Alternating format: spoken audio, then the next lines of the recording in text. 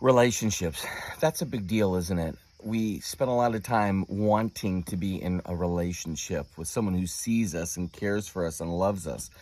We also spend a lot of time being frustrated about some of the relationships we're in, where they can be at times manipulative or hurtful or filled with misunderstanding. And then, of course, we have relationships with family members who ultimately have a lot to say about what's going on in our life. Maybe our parents are telling us we need to get out and do this and do that, or maybe our siblings are driving us crazy. But relationships are a big deal. And today I want to talk to you about a relationship that's probably the most important and, of course, the biggest of deals, and that's your relationship with God. Ultimately, there's a funny little cliched phrase that I find to be very true, which is you can't give what you don't have.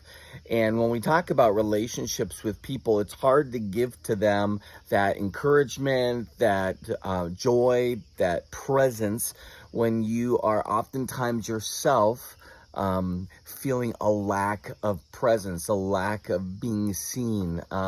That lack oftentimes will provoke in you a desire to withdraw. And we we do that partly because we want to be safe. We don't want to be hurt, and so we withdraw from relationships where we feel like we're not truly being seen. I understand that. I myself do that. But when it comes to God, our relationship with God, He truly sees us and truly cares for us and truly wants the best for us. And that is the relationship above all relationships. The more that you grow in that relationship, the more you have something to give to your other relationships. Ultimately, there's a verse that's very beautiful, and it says that while we were yet sinners, Christ died for us. He sees us, He knows us, He actually is in love with us. And so even though we often find things about ourselves that are frustrating, God looks at us and says, I want to be in a relationship with you. Do you want to be in a relationship with me? And when you grow in that relationship with God, and when you let Him work in your life like that, what's awesome is that then you feel a sense of generosity towards others. You're not withdrawing, you're engaging. Why? Because God has satisfied you and is satisfying you. He's filled you and is filling you. So I want to encourage you during this time to really try to find a way to grow in your relationship with Jesus Christ. And you might be like, I don't know what to do. What can I do? Well, here's 3 simple things. First, pray. It doesn't have to be anything terribly formal. It could be simple, like, Lord, I'm struggling today. Lord, I need you today. Can you help me? Lord, I want to give you today. Maybe find a little place to go where it's quiet and just spend a couple seconds talking to Jesus. That's what we do in our regular relationships. We talk. Second thing you can do is read some scriptures. You're like, I don't know where to start.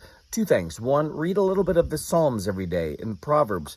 Those are simple, and they offer great wisdom and consolation. And you can also look in the Gospels. You can always read the Gospels. I have a friend of mine who goes through all 4 Gospels and then starts them again. He's in a perpetual state of reading the Gospels. I have a proclivity, it seems like, to soak in the Gospel of Mark. It's the shortest, but there's something about it that resonates with me. Find a gospel, soak in that, read the same chapter over and over again for a while. Be in that gospel.